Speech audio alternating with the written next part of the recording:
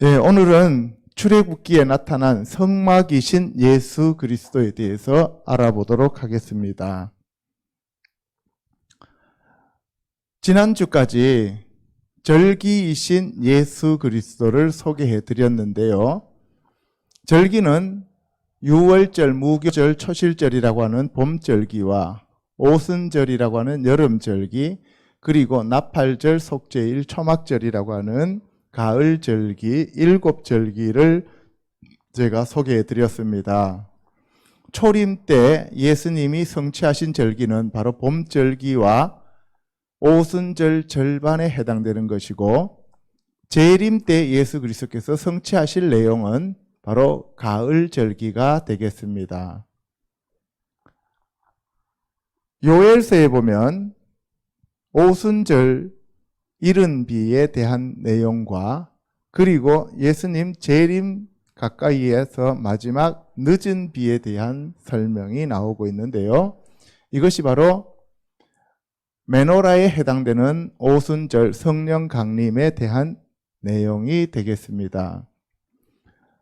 오순절에는 구약에서 시내산에서 모세가 하나님으로부터 말씀, 모세 오경을 받았습니다. 그리고 신약에서는 오순절날 마가의 다락방에서 성령님이 불의 혀같이 임하시는 일이 있었습니다. 그래서 절기 가운데 가장 가운데 있는 오순절이 가장 중요하다고 볼 수가 있습니다. 아멘? 예. 제가 지난번에 여러분들한테 말씀을 드렸습니다. 이 메노라를 중심으로 하나님께서 영으로 계시기 때문에 우리 인간은 하나님을 만나기 위해서는 반드시 특정한 장소가 필요하고 특정한 시기가 필요하다고 했습니다. 그래서 이 시기를 가리켜서 뭐라고 불렀어요? 절기라고 불렀죠. 예, 절기를 히브리어로 모에드. 예, 그리고 장소는 장막, 그죠? 성막, 성전이 필요한데 이 성전을 가리켜서 오헬 모에드, 성막에 대해서 오헬 모에드라고 불렀어요. 그러니까 결국은 에드 하면은 증인, 증거 이렇게 되어 있는데 성경에서는 두 사람이 증인이 되어야 되죠. 그죠? 그래서 계시록에도 보면은 11장에 두 증인이 나옵니다. 또 다음 주쯤 우리가 두 증인에 대해서 또 알아보도록 할 겁니다. 그런데 이 장막에 해당되는 오헬 모에드가 바로 성막입니다. 그래서 오늘은 제가 여러분들한테 절기와 연관시켜서 이 성막에 대해서 알아보도록 하는 첫 번째 시간이 되겠습니다. 이 성막은 상당히 양이 많아서 3시간에 걸쳐서 여러분들한테 설명해 드리고자 합니다. 그래서 성막은 번제단, 물두멍, 떡상, 메노라, 향단, 속죄소, 언약궤라고 하는 7 종류로 나뉘어지죠. 그래서 이것은 7 성령과 연관이 되어집니다. 7 성령에 해당되는 것은 지혜, 총명, 모략, 재능, 지식, 여호와를 경외하는 신이고, 그 가운데에 있는 것이 여호와의 영이신 성령 하나님이라고 수차례 말씀을 드렸습니다. 그리고 창세기 1장 1절은 몇 개의 단어로 이어졌다 그랬어요? 7 단어. 한번 읽어봅시다. 시작. 베레시트, 바라, 엘로힘, 에트, 하샤마임, 베에트, 하아레츠. 그래서 하나님이 하늘들과 땅을 지었다 그랬어요. 하늘들은 복수고 땅은 단수라고 했습니다. 그래서 하늘이 땅으로 내려온다고 얘기를 했습니다. 올라가는 것이 아니라, 땅이 하늘로 올라가는 것이 아니라 하늘들이 땅으로 내려옵니다. 자, 이 성막을 보면 제일 앞에 동쪽입니다. 게이트라고 써져 있죠. 문. 이 게이트가 히브리어로 뭐예요? 샤르. 그죠? 예수 그리스도께서 나는 양의 문이다 라고 할 때 저걸 얘기합니다.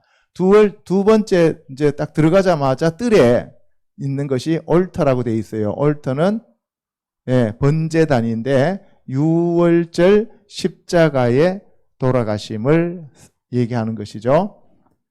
그 다음에 레이버라고 나왔는데 뭐예요? 무교절 무덤이죠. 그죠? 이게 물두멍입니다.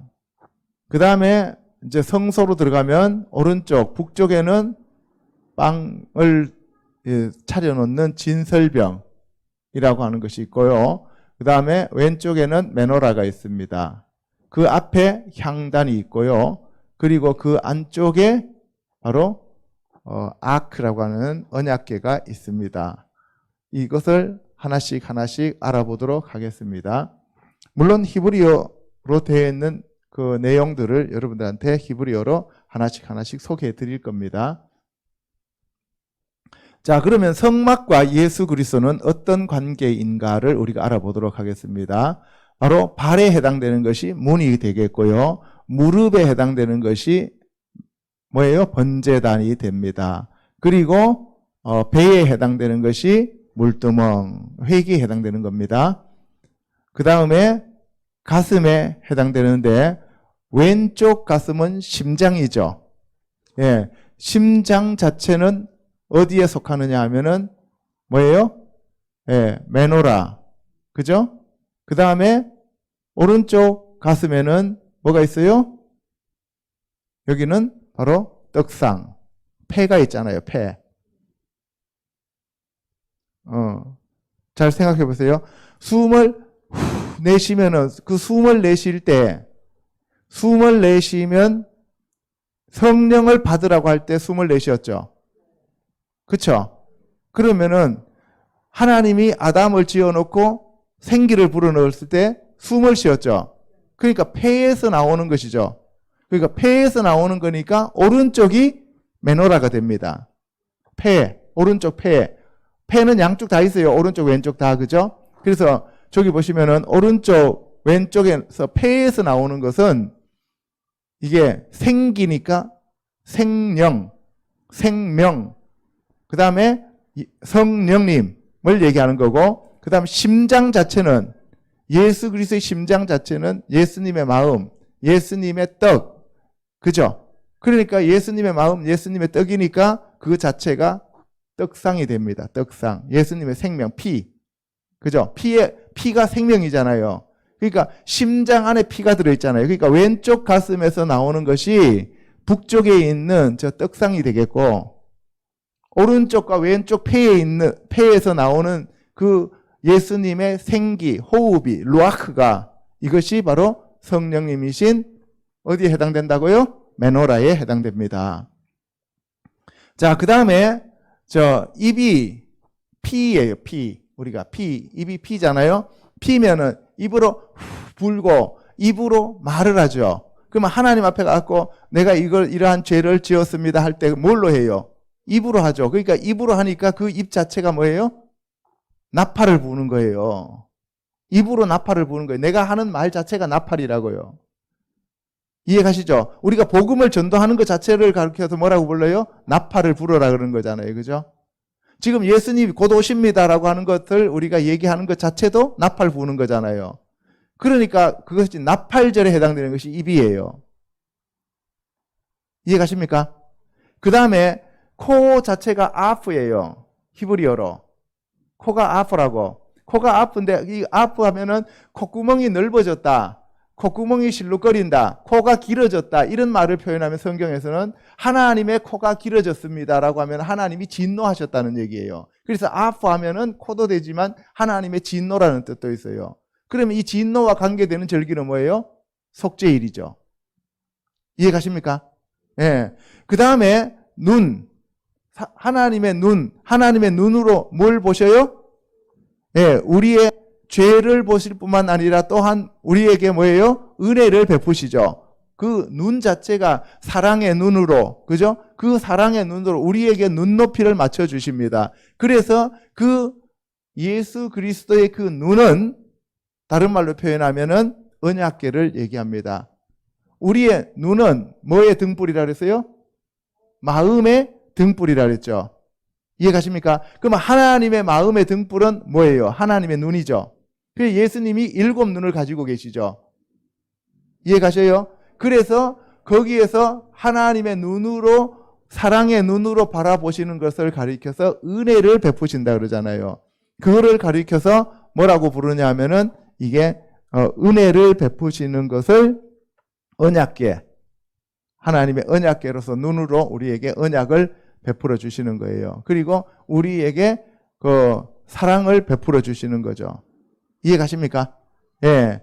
자, 그래서 입에 해당되는 것은 향단이고, 코에 해당되는 것은 시은자고, 시은자는 베풀 시자, 은혜 의자, 그 다음 자석 자자잖아요. 우리에게 이 콧김을 불어버리면 우리가 다 죽게 생겼잖아요. 그러니까 하나님이 은혜를 베풀어 주신 거예요. 속죄서. 그 위에다 피를 갖다 바르잖아요. 그죠? 예수 그리스도의 피로 우리의 죄를 사해 주셨습니다. 그리고 이 눈에 해당되는 것은 바로 밑에 언약궤. 그 안에 세 가지가 들어있었습니다. 돌판과 만나 항아리와 아론의 쌍난 지팡이. 그렇죠? 예.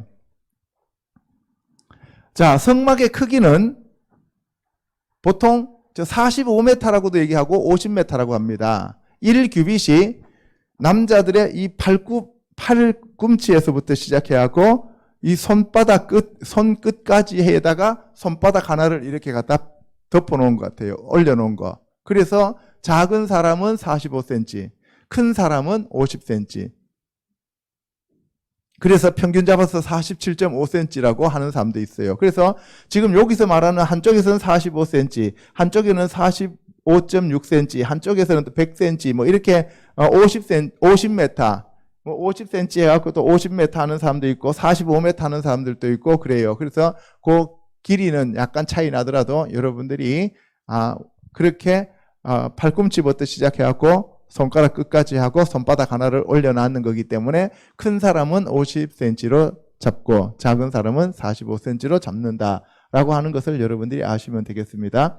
자, 오른쪽에서 들어가는 이 문을 통해 가지고 들어가면 첫 번째 나오는 것이 번제단, 두 번째 게 물두멍, 그 다음에 성소로 들어가서 북쪽에 있는 것이 떡상, 남쪽에 있는 것이 메노라, 그리고 앞에 있는 것이 향단, 그리고 들어가서 이 휘장을 열고 들어가면은 그 안에 시은자와 언약궤가 있다. 이게 지금 예수 그리스도의 몸과 같단 말이에요. 이게 우리의 몸이라고요. 아멘. 그래서 계시록에 보면은 뜰에 있는 사람들을 측량하라 그랬어요? 하지 말라 그랬어요? 하지 말라 그랬죠. 그러니까 이 바깥에 뜰에 있는 사람들은 자기 자아를 부인해야 되고 자기 자신을 부인하고 날마다 자기 십자가를 지고 따라가는 사람인데 여기서 자아가 죽지 않고 회개가 되지 않은 상태에서 지성소로 들어갈 수 있다 없다? 없다.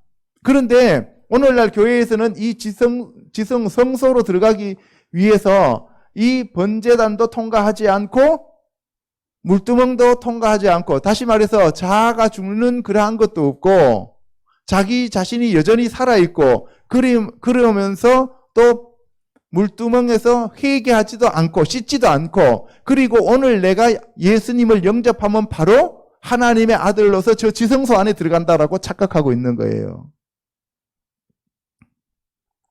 제가 요새 이렇게 많은 사람들하고 이렇게 대화를 해보면은 말이 안 통해요. 그러니까 성경을 몰라도 너무 몰라요. 성경을 몰라도 너무 모른다고.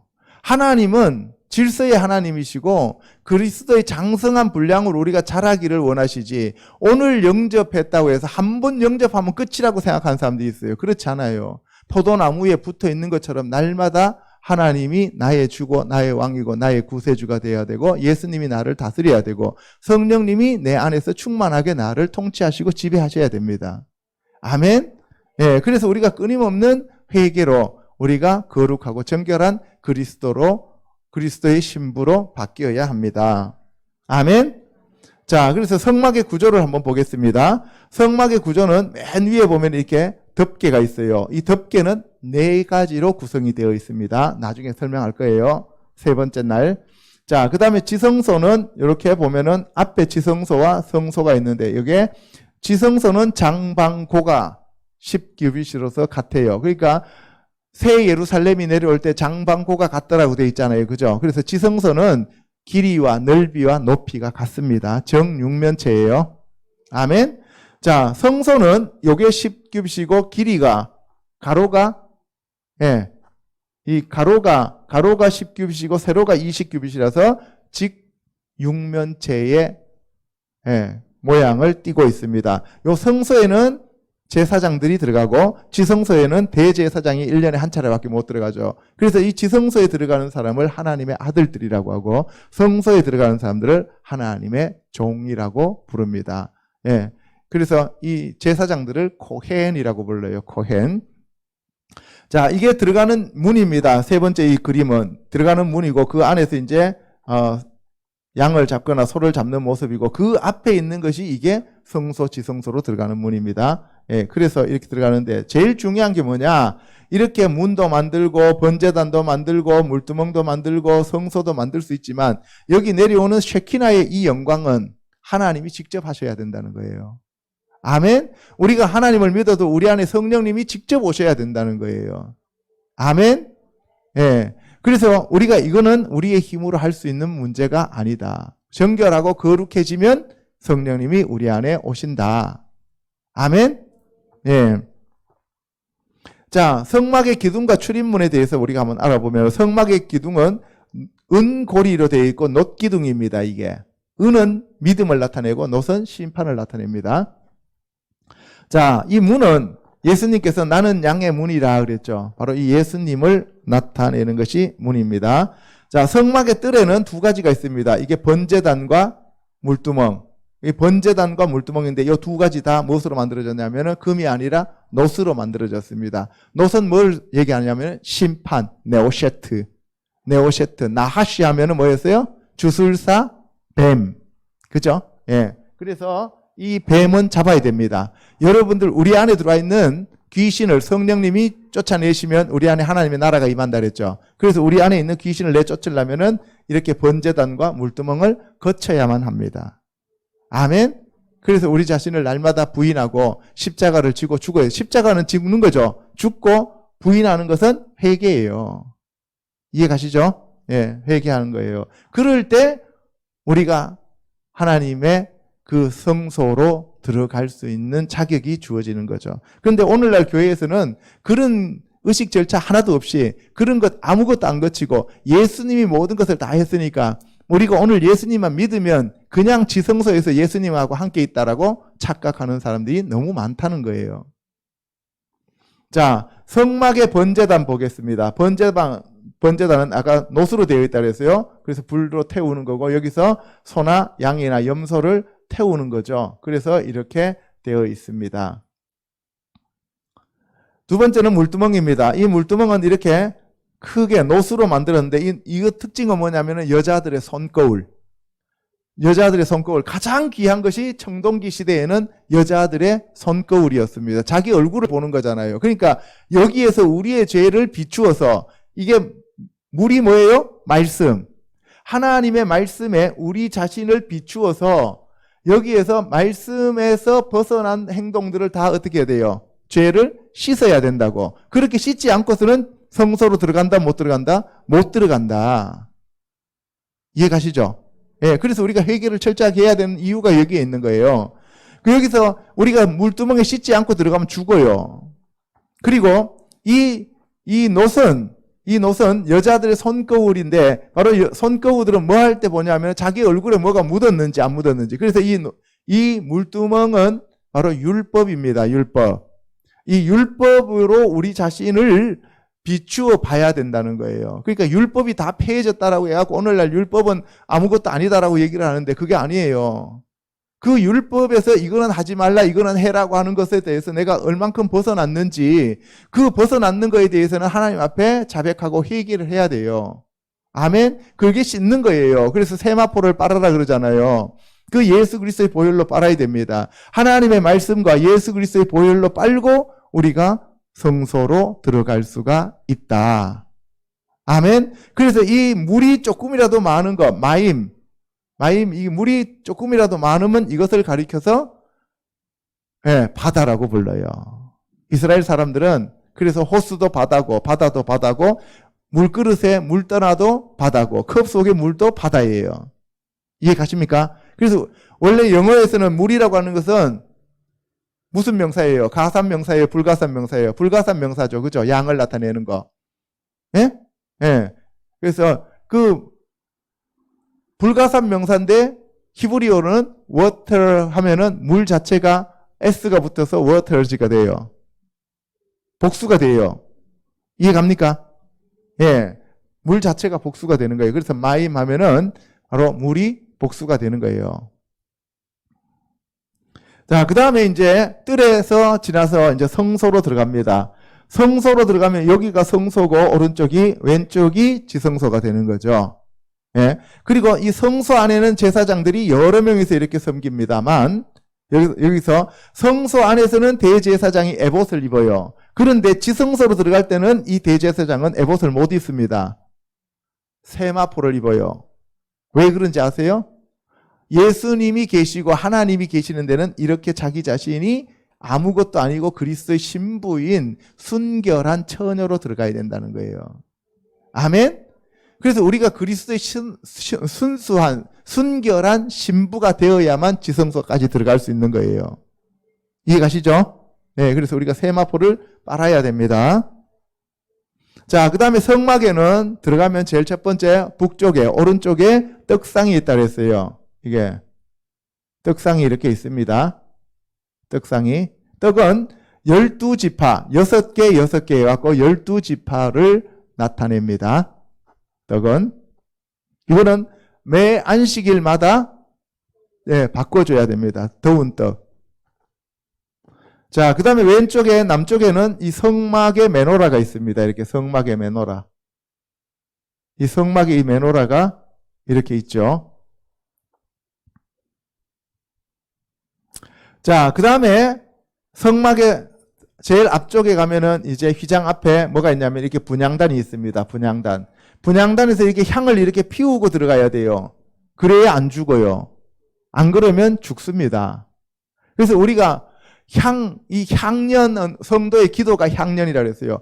기도를 많이 하고 하나님 앞에 나가야지. 아니면은 맹숭맹숭하게 기도도 안 하고 하나님 앞에 나가면 어떻게 돼? 죽는다 하는 것을 가르쳐 주고 있습니다. 자, 성소는 이렇게 휘장을 거쳐서 성소에 들어갑니다. 1년에 1차례 지성소에 바로 대제사장이 들어갑니다. 그래서 대제사장만 들어가는 거예요. 지성소에. 그래서 처음에는 자기 자신을 위해서 속죄를 하고요. 그 다음 두 번째로는 이스라엘을 위해서 속죄를 하고요. 그 다음 세 번째는 국민들을 위해서, 백성들을 위해서 속죄를 하죠. 이해가십니까? 네. 자, 성막의 시은자인 속죄소입니다. 저 위에 있는 이 뚜껑이 시은자예요. 여기는 그룹 천사가 둘이 있어요.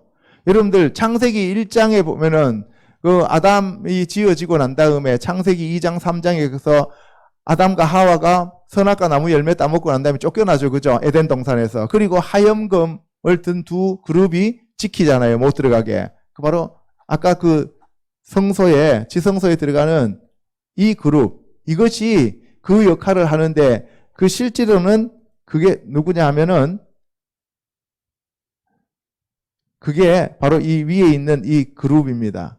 이 그룹 천사가 그 역할을 하고 있는 거예요. 못 들어오게. 여기 안에 들어오면 죽어요.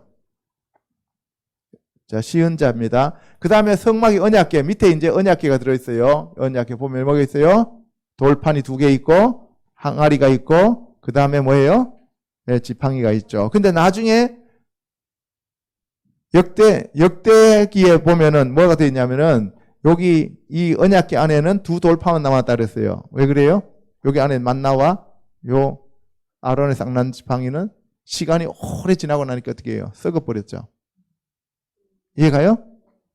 예. 돌판, 말씀만 영원하다고. 우리에게 말씀만 영원하다고요. 예수님만 영원하다고요. 아멘? 예. 변화산에서 모세하고 아론 두 사람이, 그러니까 모세하고 엘리야 두 사람이 예수님을 만났잖아요. 모세하고 엘리야 두 사람 만났을 때 하나님 뭐라 그랬어요? 너희는 예수 그리스도의 말씀만 들으라 그랬죠. 이는 내 사랑하는 아들이요 내 기뻐하는 자라. 너희는 그의 말만 들으라 그랬잖아요. 그죠? 예. 그렇게 우리가 하나님의 말씀만 듣고 따라가야 되는 거예요. 말씀만 믿고. 예. 하늘에서 내려온 만나, 그 다음에 뭐 아론의 쌍난 지팡이 이런 표적과 기사를 따라가면 안 된다고요. 말씀만 따라가면 되는 거예요. 자, 그리고 이 언약궤를 맬 때는, 옮길 때는 반드시 사람들의 어깨에다가 메고 가야 돼요. 아시겠어요? 여러분들 다윗이 처음에 아라우나 타작마당에서 이 언약궤를 메고 올라올 때 뭘로 어떻게 왔어요? 소수레에 싣고 올라왔죠. 그 소리에 싣고 올라오다가 죽은 사람이 있어요. 누구예요? 우사. 그죠? 네, 우사가 소수레에다 메고 오다가 소가 뛰니까, 언약궤가 뛰니까 그걸 잡았잖아요. 그래서 그 자리에서 죽죠. 예. 언약궤는 반드시 어깨에 메고 다녀야 된다. 그래서 여러분들이 바로 말씀을 짊어지고 다녀야 돼요. 아멘? 예. 여러분들 안에 말씀이 들어와 있어야 된다고요. 자, 그 다음에 성막의 기구들. 여기 보면 휘장이 나오고, 금잔이 나오고, 부삽이 나오고, 기구들이 나오고, 에봇이 나옵니다. 이건 나중에 다 설명할 거예요. 자, 하나님께서 이스라엘 백성을 애굽 땅에서 건져내신 이유는 그들이 하나님을 섬기게 하기 위함이었습니다. 시내 산에서 모세에게 하나님의 집인 성막을 짓게 하신 이유는 하나님과 하나님의 백성이 함께 거하려 하심이었습니다. 아무렇게나 성막을 지은 것이 아니라 하나님의 집이므로 모세에게 하나님의 설계대대로 짓게 하였습니다. 그래서 시내산에서 하나님께서 설계도를 주셨어요, 모세에게. 그래서 모세가 40주 40야 동안 거기에서 먹지도 않고 마시지도 않고 이것을 받아 적었습니다. 아시겠죠? 예. 여러분들 이 설계도만 받은 것이 아니라 절기도 받았고 그 다음에 십계명도 받았습니다. 그리고 아무에게나 짓게 한 것이 아니라 하나님이 준비시킨 자에게 성령을 부어서 성막을 짓게 하였습니다. 뭘 부었어요? 성령님을, 하나님의 신을 부었습니다. 그래서 하나님의 신에 감동된 자가 저것을 만듭니다. 하나님께서 모세에게 시내산에서 성막의 모형을 보여주시고 여호와의 영이신 성령님으로 충만함을 입은 누구? 부살렐. 부살렐이라는 것은 베찰엘. 베찰 하면은 형상, 그림자. 엘 하면 하나님. 하나님의 형상, 하나님의 그림자라고 하는 사람과 오홀리아브. 오헬 하면 뭐였어요? 장막. 그죠? 아브는 아버지. 아버지의 장막. 그러니까 두 사람 이름만 들어봐도 지을만 하죠? 그렇잖아요. 지을만 해요. 그러니까 하나는 하나님인데 왜 하나님이라고 되어 있어요? 하나님의 형상과 그 다음에 하나님의 그림자이고 다른 하나는 아버지의 장막. 그러니까 이 두 사람이 뭘 지어요? 하나님의 모형이신 하나님의 그림자이신 하나님의 집을 짓는다. 아멘? 예. 모세에게 성막의 규모와 재료와 성물을 보여주신 후에 그대로 만들게 했습니다. 이 성막은 모세가 시내산에서 하나님으로부터 받은 하늘에 있는 참 성전의 모형으로서 이스라엘 백성들의 진 가운데 위치하였습니다. 이것은 하나님께서 이스라엘 백성 가운데 거하심을 나타내십니다. 하나님이 어디 계신다고요? 이스라엘의 진 가운데. 알겠죠? 그래서 예수님이 뭐라 그랬어요? 내 이름으로 모인 그 가운데 두세 사람이 내 이름으로 모이면 내가 항상 함께 하시겠다고 약속하셨죠. 그 말이 이 말입니다. 아멘? 예. 그러니까 구약과 신약이 다 연결되죠. 자, 성막의 구조 아까 다 봤던 겁니다. 덮개, 지성소, 그 다음에 앞에 들어가는 문들. 자, 성막에 대한 다른 명칭들을 우리가 한번 알아보도록 하겠습니다. 첫 번째, 장막이라는 말이 나와요. 성경 읽어보면 장막 나오죠? 예. 장막이 미시칸, 따라 해보세요. 미시칸. 예, 여러분들 미국에 가면 미시칸주 있어요, 없어요? 있죠. 미국이란 나라가 얼마나 성경적인 나라인가를 내가 조금 이따 이렇게 하다 보면은 명칭에서 많이 나오게 돼요. 자, 이거는 텐트, 태버너클인데 약 130번 정도가 나옵니다. 텐트라는 단어가. 그 다음 두 번째 성막이라는 말이 나와요. 성막, 장막, 성막 할 때 성막도 미시칸을 성막이라고 우리나라 말로 옮겨놨어요. 이게 하나님의 거처라는 뜻으로 100번 정도 나와 있습니다. 100번 정도. 그 다음에 세 번째가 증거막. 증거막인데, 자, 하 미시칸. 그 장막, 그 성막. 하는 그 더라는 뜻이잖아요. 그죠? 하 미시칸, 하 에두트. 에드가 뭐라 그랬어요? 증거, 증인. 그러니까 뭐예요? 그 증거 장막이라는 뜻이에요. 이해가십니까? 예. 그 증거 장막. 하나님의 말씀을 증거하는 곳. 그러니까 저 성막에서는 뭐 하는 거예요? 하나님이 거하시는 거고, 텐트인데 하나님이 거하시고, 거기는 왜요? 하나님의 말씀을 증거하는데, 앞에 거 안에는 회막. 그죠? 회막은 오헬 모에드. 오헬 모에드. 그래서 우리가 회막이란 말을 많이 쓰죠. 오헬 모에드. 그래서 모이는 곳. 오늘날로 말하면 교회. 이해가십니까? 예. 그래서 텐트인데 거기는 하나님이 거하시고 사람들이 모여야 되고, 그 모이면 하나님이 말씀을 증거하시는 곳. 이것이 바로 뭐라고요? 성막이다. 그 다음 성소라는 말을 써요. 카도시가 뭐예요? 거룩. 그러니까 뭐예요? 미카도시 하면은 거룩한 곳. 그죠? 거룩한 곳. 저 매미 앞에 붙으면은 뭐뭐한 곳, 장소란 뜻이에요. 쿰 하면은 뭐예요? 일어나다, 달리다, 쿰. 그죠? 일어나다인데, 마쿰 하면은 일어나는 곳, 장소. 이해갑니까? 예. 자, 그래서 성소는 미케도시, 뭐 이렇게 마케도시라고 얘기하는데, 여기서 거룩하게 구별된 장소. 거룩하게 구별된 장소다. 그래서 성막 자체는 거룩하게 구별된 곳이다. 아무나 못 간다. 그 다음에 범막이라는 말이 나오는데, 범막은 오헬 하면은 뭐예요? 장막이라는 뜻이었죠. 그죠? 예, 오헬 하 에두트. 그 증거하는 장막이라는 얘기예요. 그것을 범막이라고 우리나라 말로는 번역했습니다. 하나님의 말씀인 토라를 보관하는 것이에요.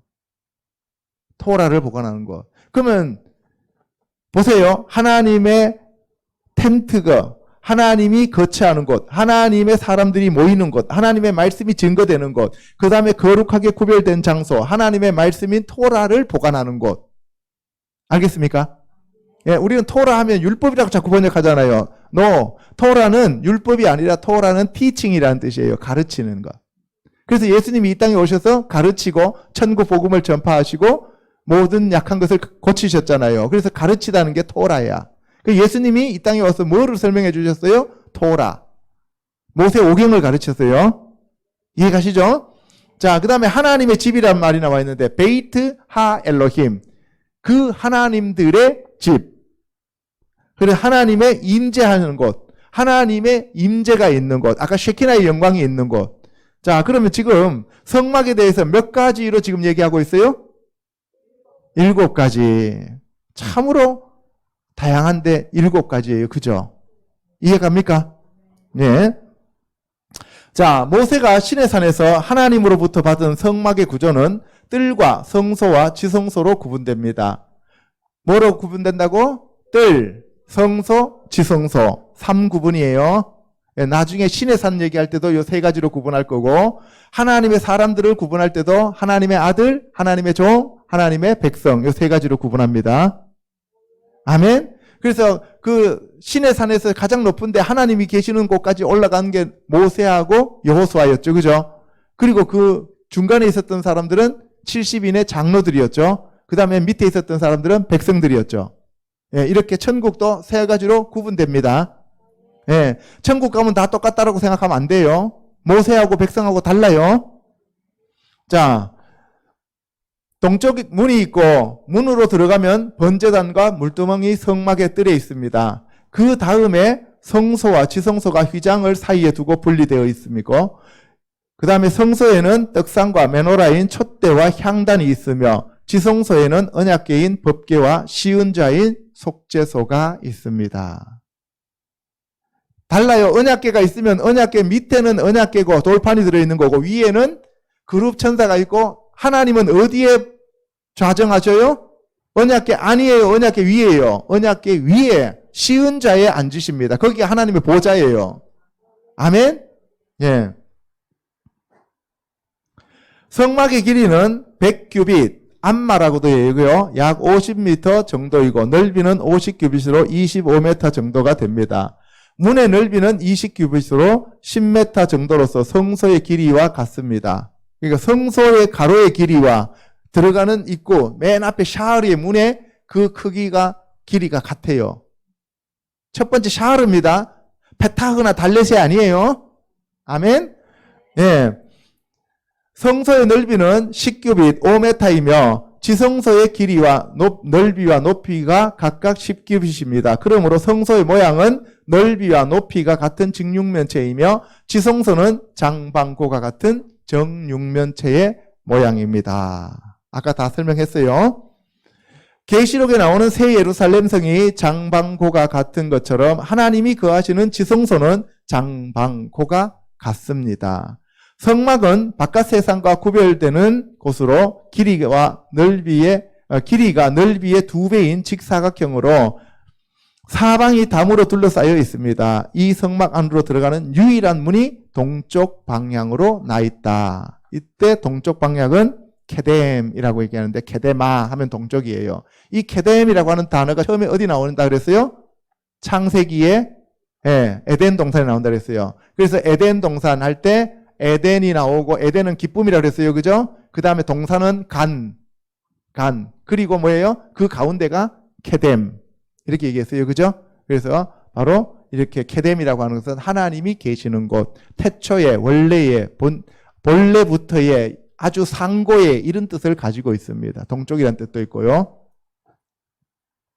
이 문은 우리의 구원자이신 예수 그리스도를 상징하며 오직 하나밖에 없습니다. 이에 대하여 예수께서 나는 양의 문이라 읽어보겠습니다. 시작. 나는 양의 문이라 내가 문이니 누구든지 나로 말미암아 들어가면 구원을 받고 또는 들어가며 나오며 얻으려 얻으리라. 내가 곧 길이요 진리요 생명이니 나로 말미암지 않고는 아버지께 올 자가 없느니라. 예, 바로 예수님이 이 문이라는 거예요. 그러니까 성막은 전부 다 누구를 가리키고 있다고?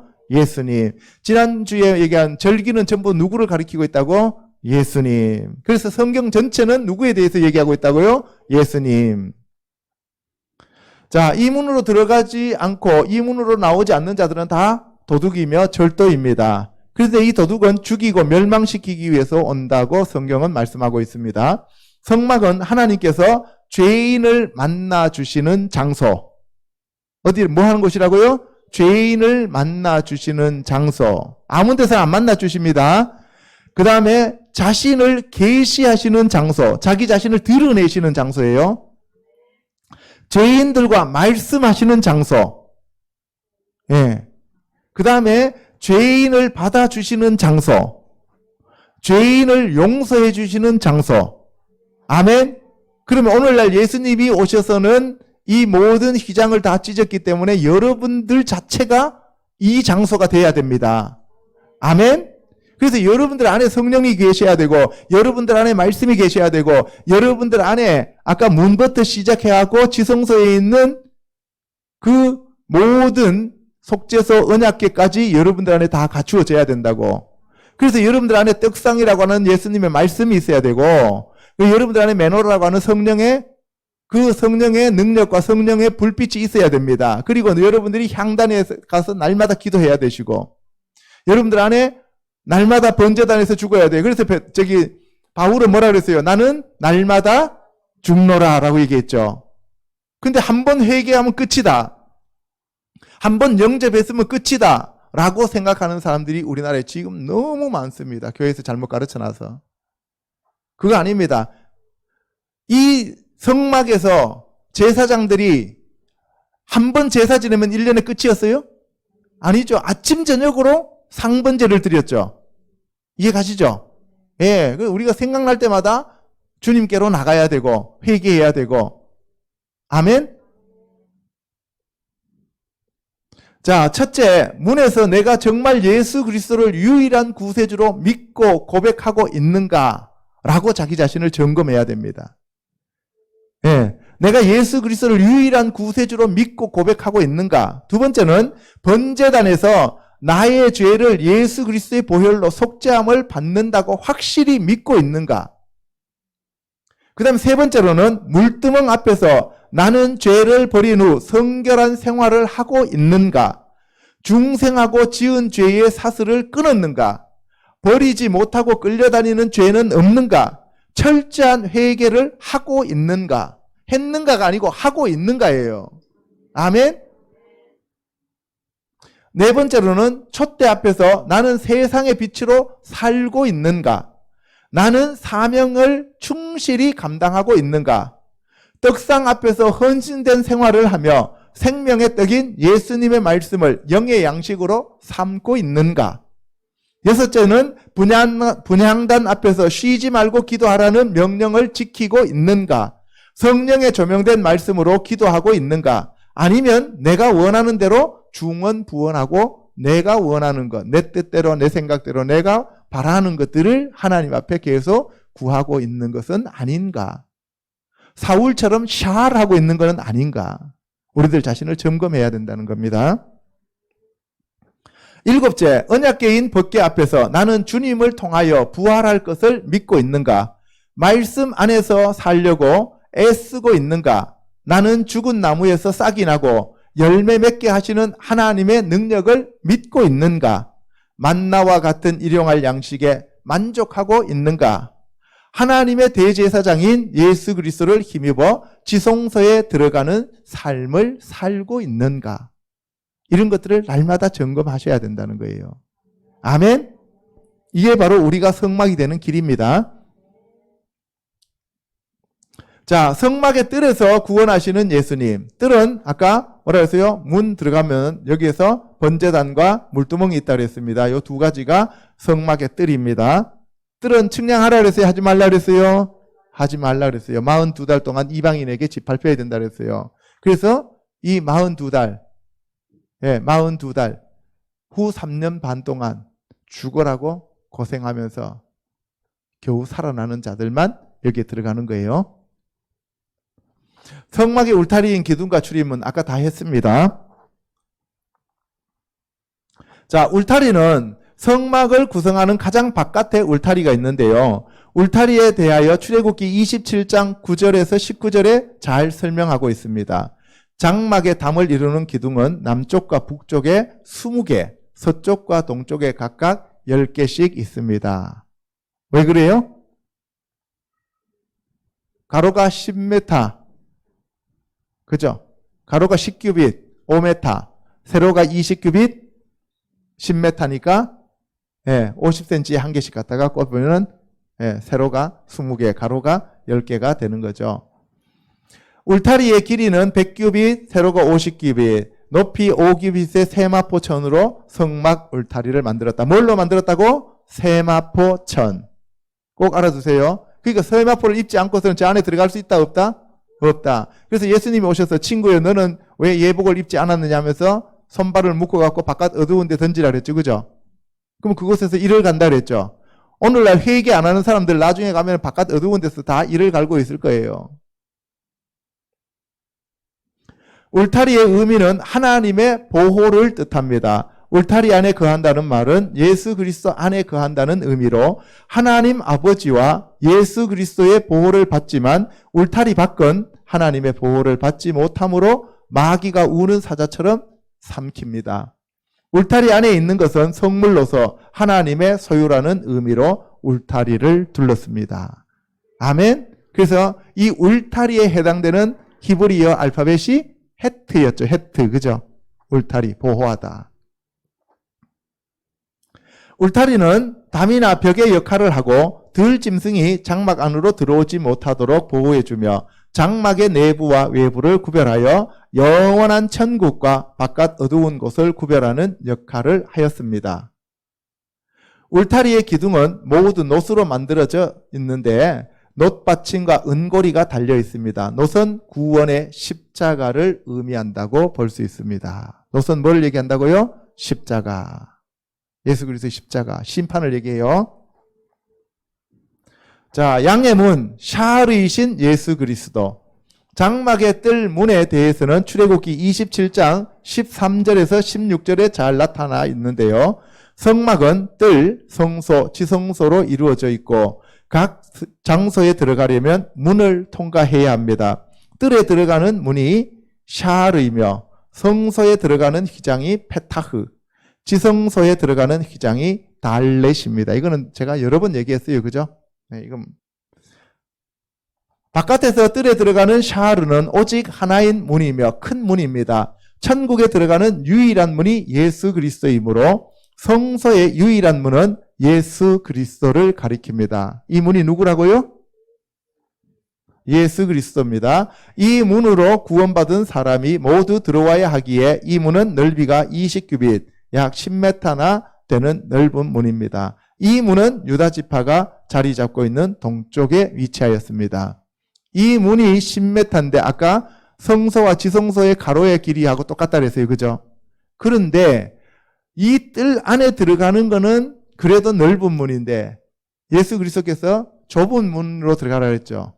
예, 이 넓은 문이 아니라 이 바깥 뜰에 있는 것이 아니라 그 안에서 성소나 지성소로 들어가는 거는 자아가 죽어야 되고 회개해야 들어가기 때문에 거기는 좁은 문이 됩니다.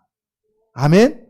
예, 그래서 거기가 좁은 문이 되는 거예요. 그래서 오늘날 교회에서 저 샤르만 설명하고 있기 때문에 나머지 페타그나 달렛에 대해서 사람들이 전혀 깨닫지 못하기 때문에 그냥 교회에서 한번 영접하면 끝이다라고 생각하는 사람들이 너무 많아요. 너무 많아요. 동문은 하나님이 오시는 문으로서 유다 지파에서 예수님이 오심을 의미합니다. 예수 그리스도께서 친히 자신에 대해 내가 문이니 누구든지 나로 말미암아 들어가면 구원을 받고 또는 들어가며 나오며 꼴을 얻으리라고 하셨습니다. 이 문은 문턱은 없지만 개인이 열어야 하는 것으로 언제나 열려있는 문이 아니라 열고 들어가면 곧 닫히는 문이 되어버립니다. 그래서 열면 닫을 자가 없고 닫으면 열 자가 없다라고 얘기하는 거죠. 그래서 우리가 이 성막을 칠 때 동쪽에 있었던 지파가 유다 지파잖아요.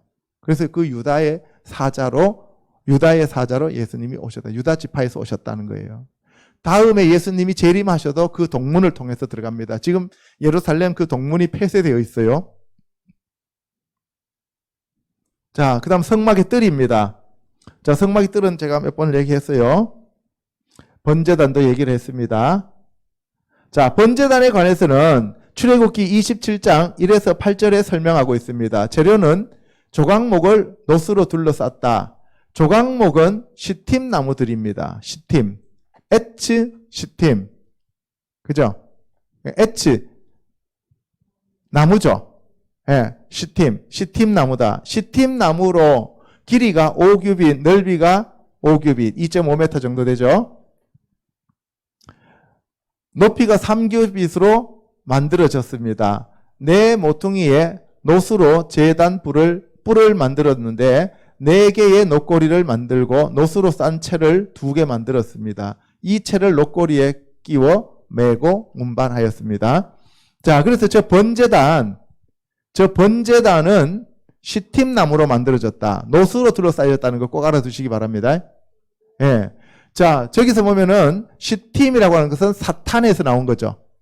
예, 그래서 우리가 바로 저 조각목에 해당되는 아카시아라고 번역되어 있기도 하고 조각목이라고도 번역되어 있는데 우리 자체가 사탄이란 말이에요. 사탄은 대적자였어요. 하나님을 대적하는 자인데 그 우리의 속성을 다 하나도 나오지 못하도록 노수로 전부 다 막아버린다는 거예요.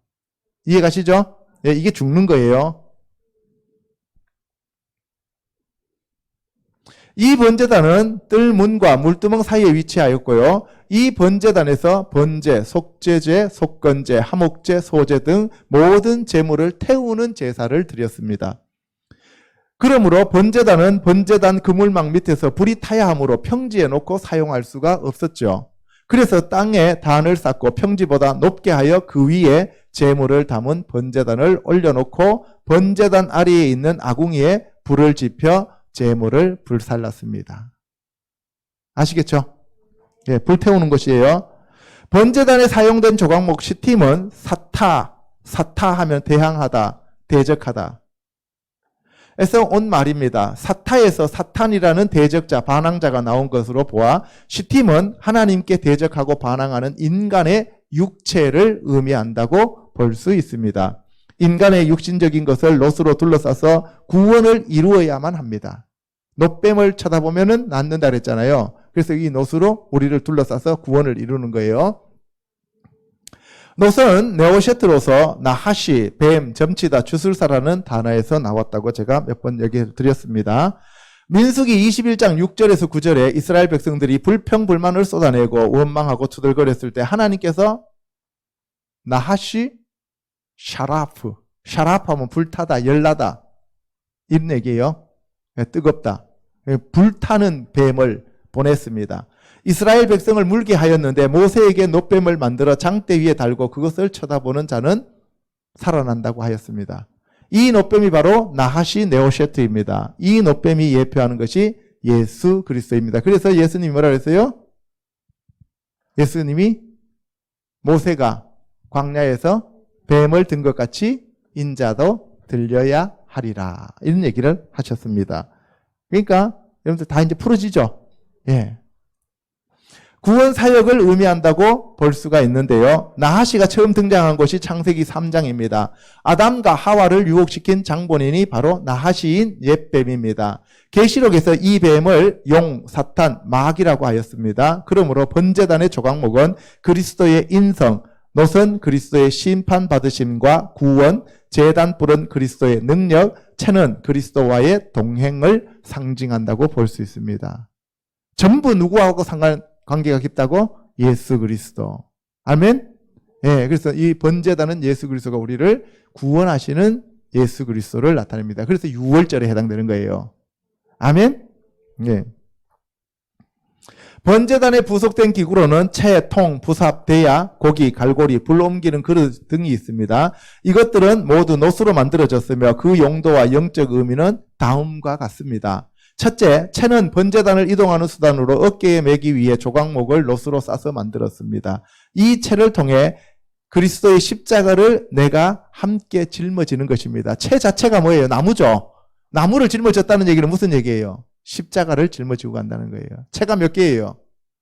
양쪽으로 끼어졌으니까 2개죠. 2개 끼어졌으니까 십자가 가로와 세로를 지고 가는 거예요. 이해가시죠? 예수 그리스도와 함께 멍에를 메고 가는 거예요. 어디로 올라가야 돼요? 골고다로. 아멘? 예.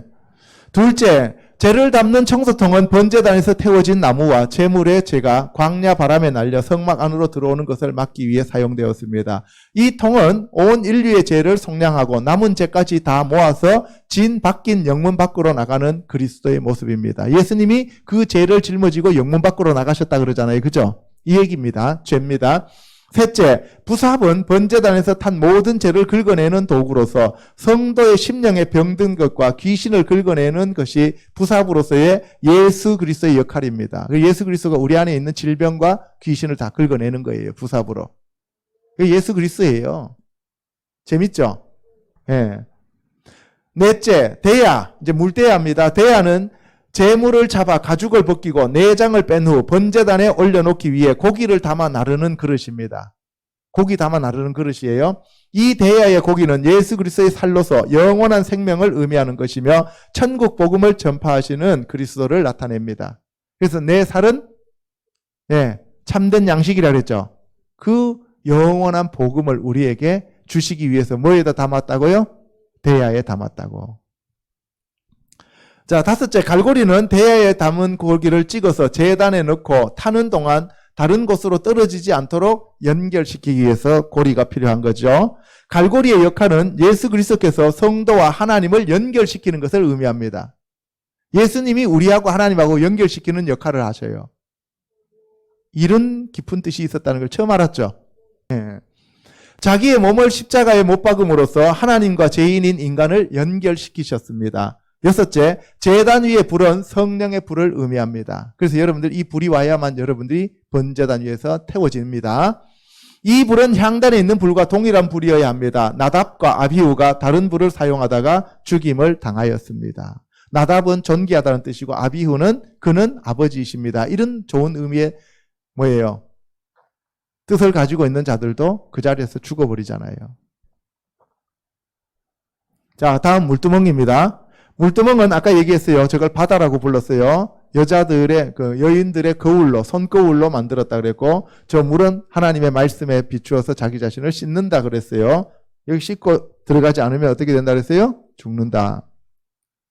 물두멍은 여성들의 손거울이 노수로 만들어졌고요. 고대에는 유리 거울이 없어서 노수로 거울을 만들었습니다. 여성들이 거울을 가장 아꼈는데 이 거울을 모아서 만든 것이 물두멍입니다. 물두멍에 대해서는 출애굽기 30장 18절에서 21절에 잘 나타나 있습니다. 이 물두멍은 번제단과 성소 사이에 위치합니다. 제사장들이 더러워진 손과 발을 이 물두멍에서 씻었습니다. 이것이 뭐라고요? 회개. 물두멍의 영적 의미는 하늘로부터 온 생명과 시민권을 소유한 백성들의 삶이 이 세상과 연관되어 있다는 것입니다. 깨끗하고 거룩함을 유지하기 위해서 거울이 필요한데 이 거울로 물두멍을 만들어 물에 비친 자신의 모습을 보고 그 물로 씻으라고 물두멍이 필요했습니다. 물두멍이 노수로 만들어진 이유는 앞에서 설명한 바와 같이 노선 예수 그리스도의 십자가를 짊어진 모습이고요. 십자가의 보혈로 죄 씻음을 받고 성소에 들어갈 수 있기 때문입니다. 이해 가시죠? 예. 물두멍은 키오르 네호셰트로서 노수로 만든 소치라는 뜻입니다. 키오르 네오세트. 네오셰트가 아까 뭐였어요? 노시였죠. 키오르 하면은 저거는 그릇. 예. 소치예요. 이에 둥글게 만든 큰 대야와 같은 형태입니다. 이 물두멍에서 수족을 씻지 않고 성소에 들어가면 죽임을 당하였습니다. 이 말은 번제단에서 자신의 몸을 거룩한 산제물로 드린 후에 반드시 회개를 거쳐야만 성소에 들어갈 수 있음을 뜻합니다. 베드로 사도는 회개하고 죄 사함을 받으면 성령을 선물로 주신다고 하였는데 회개가 구원의 증거는 될 수 있지만 구원의 증표가 될 수는 없습니다. 회개는 나 중심적인 삶에서 하나님 중심적인 삶으로 행동의 변화를 가져오는 마음의 변화에서 일어나는 겁니다. 아멘? 꼭 알아두세요. 회개는 나 중심적인 삶에서 하나님 중심적인 삶으로 행동의 변화를 가져오는 마음의 변화에서 오는 거예요. 그래서 너희는 이 세대를 본받지 말고 마음의 변화를 받아. 그죠? 너희 몸을 거룩한 산제물로 하나님께 올려드리라고 했죠. 이 로마서에 바울이 서신 얘기, 그죠? 예, 이 얘기입니다. 전부 다. 그러므로 믿음으로 구원받기 전에 하나님께 돌아오는 회개가 먼저 주어진다고 볼 수 있습니다. 회개는 하나님 앞에서 자신의 행동을 고칠 것을 약속하는 것이 아니라 자신이 어떠한 죄인이며 얼마나 무기력한 자인지를 깨달음에서 시작됩니다. 오늘날 자꾸 이렇게 회개라고 하니까 사람들이 잘못 생각해가지고 무슨 죄를 잘못했습니다 해갖고 그런 얘기를 하면서 구약의 율법으로서 당신은 지금 뭐 자유가 그렇게 없이 살 수가 있냐고 별 희한한 이런 댓글들이 다 올라오는데 그 사람들이 회개가 뭔지를 몰라서 그래요. 슈브라고 하는 것은 여호와 하나님께로 돌이키는 거예요. 내가 죽고 내 안에 예수님이 사시는 거라고. 아멘? 그래서 하나님 앞에서 자신의 행동을 고칠 것을 약속하는 것이 아니에요. 주님 제가 이거 고칠게요 저거 고칠게요 이렇게 회개가 아니라니까요. 내가 이러한 죄인입니다 하는 것을 먼저 깨닫는 거예요. 그리고 얼마나 내 자신이 무기력하고 나는 아무것도 아닙니다. 나는 아무것도 모릅니다. 나는 아무것도 할 수 없습니다. 저는 피조물입니다. 저는 에페르입니다. 저는 티끌입니다. 저는 진흙입니다. 저는 죽은 개만도 못한 자입니다. 라고 하면서 자기 자신을 피조물의 자리로 내려가는 것이 회개라고요. 아멘? 네. 참된 회개는 하나님을 나의 창조주, 통치자, 공급자, 심판자, 구원자로 인정하고 그분의 말씀을 받아들이고 순종하는 것에서부터 출발해야 합니다. 아멘?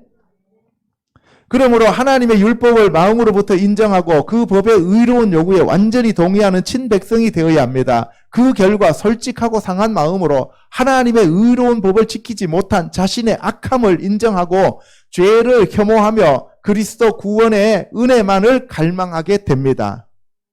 구원의 은혜만은 갈망하게 돼요. 은혜로 구원받는 거예요. 그러면 회개의 열매가 열려져서 죄인을 미워하는 것이 아니라 죄 자체를 혐오하게 되어 죄에서 돌이키며 멀어지게 됩니다. 내 스스로 그 죄를 버리려고 발버둥을 치는 것이 아니라 내가 얼마나 악한 죄이고 하나님이 얼마나 좋으신 분이시고 나는 피조물이고 하나님은 창조주 하나님이라고 하는 것을 인정함으로써 하나님 앞에 저는 이것밖에 안 됩니다. 저는 피조물입니다. 하나님이 저를 지으신 창조주이십니다 하면서 하나님 앞에 자기 자신을 올려드리면서 하나님 제가 이런 죄를 지었습니다. 이런 죄가 다시는 저를 지배하지 못하도록 성령님께서 오시고 예수님께서 제 마음에 말씀으로 이 더럽고 추악하고 사악한 죄들을 전부 끌어내어 주시옵소서 하면서 우리들 자신을 하나님 앞에 올려드림으로써 회개가 시작되는 거예요. 그리고 이것이 죽을 때까지 지속된다는 사실입니다. 우리는 육성을 가지고 있기 때문에. 아멘? 한 번 회개했다고 하나님 아버지 내가 예수님을 영접합니다. 지금까지 알고 지었던 죄 모르고 지었던 죄 모두 다 회개합니다. 용서해 주시옵소서. 땡 나는 오늘부터 하나님의 아들이요 이렇게 얘기하면 그거는 정말 어리석은 사람이에요. 오늘날 교회가 이렇게 가르치는 교회가 얼마나 많습니까?